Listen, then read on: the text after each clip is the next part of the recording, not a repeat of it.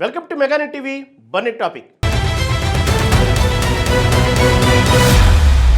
America సైనికులను పట్టిస్తే ఏకంగా $1,000 నజరానా, మహిళలైతే దానికి డబుల్ అంటూ ఇరాన్ ఆర్మీ ప్రకటించిన ఆ సంచలన బంపర్ ఆఫర్ వెనుక అసలు రహస్యమేంటి? 60 రోజుల కాల్పుల విరమణ గడువు ముగుస్తున్న వేళ పశ్చిమాసియాలో మరో భీకర యుద్ధానికి తెరలేపుతున్న ఆ పరిణామాలేంటి? ఇరు దేశాల మధ్య రాజుకుంటున్న ఆ యుద్ధ జ్వాలలు అసలు నిజాలేంటో తెలుసుకోవాలంటే let's watch.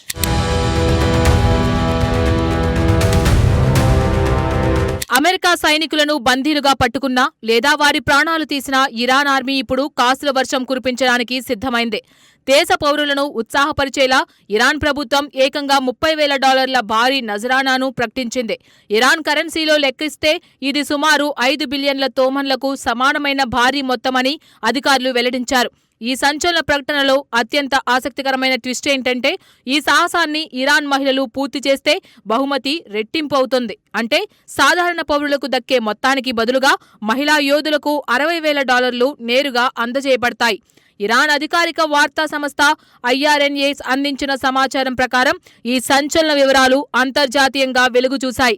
Iran army chief Aamir హతామీ స్వయంగా ఈ భారీ పారితోషికాన్ని అధికారికంగా ప్రకటించి అందరినీ విస్మయపరిచారు. తాము కూడా ప్రత్యక్ష యుద్ధంలో భాగస్వామ్యం అవుతామంటూ దేశ ప్రజల నుంచి వస్తున్న విజ్ఞప్తుల మేరకే ఈ మాస్టర్ ప్లాన్ రూపొందించామన్నారు. ఇరాన్ భూభాగంలోకి అడుగుపెట్టే ఆక్రమణదారులైన అమెరికన్ సైనికులను పట్టించినా ఈ భారీ మొత్తం సొంతమవుతుందని తెలిపారు. అయితే ఈ ప్రమాదకరమైన చర్యలు ఎక్కడ ఎప్పుడు చేపట్టాలనే దానిపై మాత్రం ఎలాంటి స్పష్టమైన మార్గదర్శకాలను ఆయన వెల్లడించలేదు. మధ్యప్రాచ్యంలో దశాబ్దాలుగా నలుగుతున్న వైరం ఇప్పుడు మరొక కీలక మలుపు తిరుగుతుండటంతో ప్రపంచ దేశాలు ఉత్కంఠగా చూస్తున్నాయి.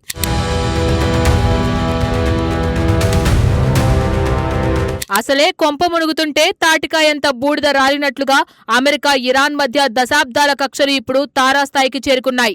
మధ్యప్రాచ్యంలో గత కొంతకాలంగా అమెరికా ఇరాన్ దేశాల మధ్య ప్రత్యక్షంగానూ పరోక్షంగానూ యుద్ధ వాతావరణం కొనసాగుతుంది.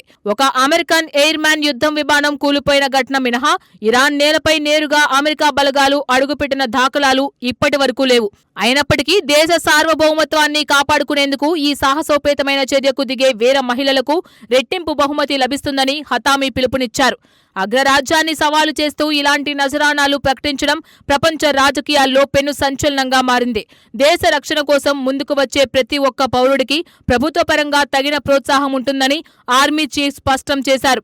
యుద్ధ భయాలను పక్కన పెట్టి అమెరికా బలగాలను ఎదిరించాలని ఇరాన్ పౌరులకు ఈ ప్రకటన ద్వారా గట్టి సందేశం పంపారు. దౌత్యపరమైన చర్చలు విఫలమైన తరుణంలో ఇరాన్ ఆర్మీ ఇలాంటి దూకుడు ప్రదర్శించడం పశ్చిమాసియాలో మునిపెన్నడూ లేని ఉద్రిక్తతలను రాజేస్తోంది.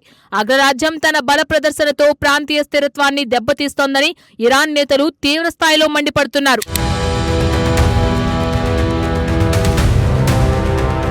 ది జెరూసలాం పోస్ట్ అందించిన కథనం ప్రకారం ఈ భారీ ఆఫర్ కేవలం నగదు బహుమతితో మాత్రమే ముగిసిపోదని స్పష్టమవుతుంది. దాడికి ఉపయోగించిన ఆయుధాన్ని కూడా ఇరాన్ ప్రభుత్వం రెట్టింపు ధరకు కొనుగోలు చేస్తుందని ఆర్మీ చీఫ్ స్పష్టం చేశారు. అంతేకాకుండా సదరు వీరుడికి సరికొత్త అధునాతన ఆయుధాన్ని కూడా బహుమతిగా అందించాలని ప్రభుత్వం నిర్ణయించింది. చేతిలో కత్తి ఉంటే సరిపోదు, దాన్ని నడిపించే సత్తా ఉండాలన్నట్లుగా ఇరాన్ పౌరులను సమాయత్తం చేసేందుకు ఈ చర్యలకు దోహదపడుతుంది. అంతేకాకుండా శత్రు సైనికుడిని అంతమొందించిన ఆయుధాన్ని రాబోయే రోజుల్లో నిర్మించబోయే ఒక ప్రత్యేక మ్యూజియంలో జ్ఞాపకంగా భద్రపరుస్తామని హతామీ తెలిపారు. ఇరాన్తో జరుగుతున్న ఈ సుదీర్ఘ పోరాటంలో అమెరికా సైనిక శక్తికి సంబంధించిన లోపాలు పూర్తిగా బట్టబయలయ్యాయని ఆయన ఎద్దేవా చేశారు.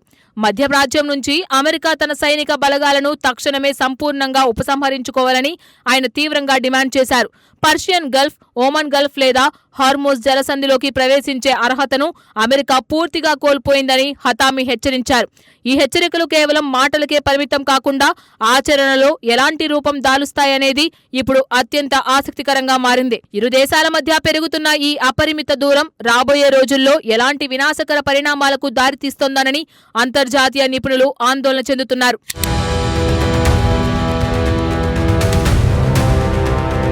జూన్ 17 తేదీన కుదిరిన చారిత్రాత్మక యుఎస్ ఇరాన్ ఇస్లామాబాద్ అవగాహన ఒప్పందం 60 రోజుల గడువు ముగింపు దశకు చేరుకుంది. దీంతో పశ్చిమాసియాలో తీవ్ర ఉద్రిక్తతలు నూతన శిఖరాలను తాకుతూ రెండు దేశాల మధ్య అగ్ని ప్రమాద వాతావరణాన్ని సృష్టిస్తున్నాయి. ఫిబ్రవరి 28న ప్రారంభమై ఏకదాటిగా 40 రోజుల పాటు భీకర యుద్ధం సాగిన తరువాత ఈ ఒప్పందం తెరపైకి వచ్చింది. రెండు దేశాల మధ్య తాత్కాలిక కాల్పుల విరమణ సీజ్ ఫైర్ కు శాశ్వత పరిష్కారం కోసం చర్చలు జరిపేందుకు ఈ అవగాహన కుదిరింది. అయితే సీజ్ ఫైర్ ఒప్పందం కాగితం మీద మాత్రమే పరిమితం కావడంతో ఇరు దేశాల మధ్య దౌత్యపరమైన చర్చలు ఏమాత్రం ముందుకు సాగలేదు. దానికి బదులుగా పరస్పరం జరుపుకున్న దాడులు, ప్రతిదాడులతో ప్రాంతీయ పరిస్థితి మరింత ప్రమాదకరంగా మరియు ఉద్రిక్తంగా మారింది. ఈ సంక్షోభం నుంచి లబ్ధి పొందాలని ఇరు వర్గాలు పావులు కదుపుతున్నాయి. ముఖ్యంగా ప్రపంచ చమురు రవాణాకు అత్యంత కీలకమైన జీవనాడి లాంటి హార్ముజ్ జలసంధి అత్యంత ఉద్రిక్త ప్రాంతంగా మారింది. ఎప్పుడు ఏ చిన్న పొరపాటు జరిగినా అది పెను ప్రమాదానికి దారితీసే అవకాశం ఉందని రక్షణ రంగ విశ్లేషకులు హెచ్చరిస్తున్నారు.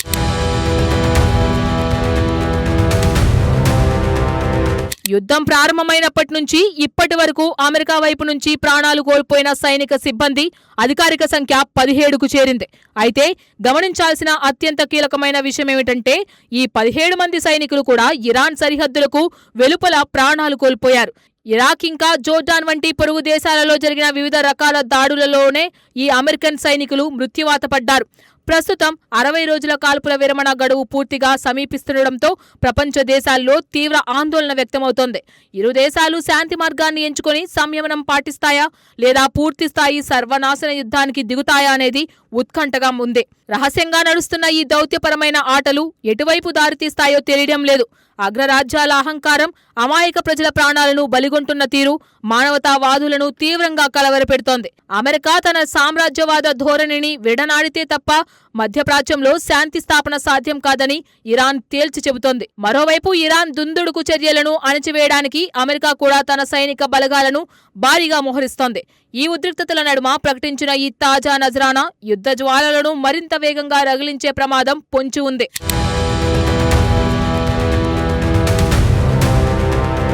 అమెరికా సైనికుల తలలపై భారీ నజరానాలు ప్రకటిస్తూ ఇరాన్ ఆర్మీ తీసుకున్న ఈ దూకుడు నిర్ణయం మధ్యప్రాచ్యాన్ని మరోసారి రణరంగంలా మార్చేలా కనిపిస్తుంది.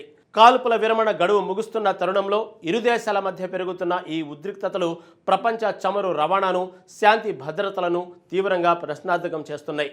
అగ్రరాజ్యపు అహంకారానికి, చిన్న దేశపు ఆత్మ గౌరవానికి మధ్య నడుస్తున్న ఈ పోరు రాబోయే రోజుల్లో ఎలాంటి మహా విధ్వంసానికి దారితీస్తుందనని యావత్ ప్రపంచం ఇప్పుడు ఆందోళనగా గమనిస్తుంది. సో ఏం జరుగుతుందో తెలియాలంటే వేచి చూడాల్సిందే.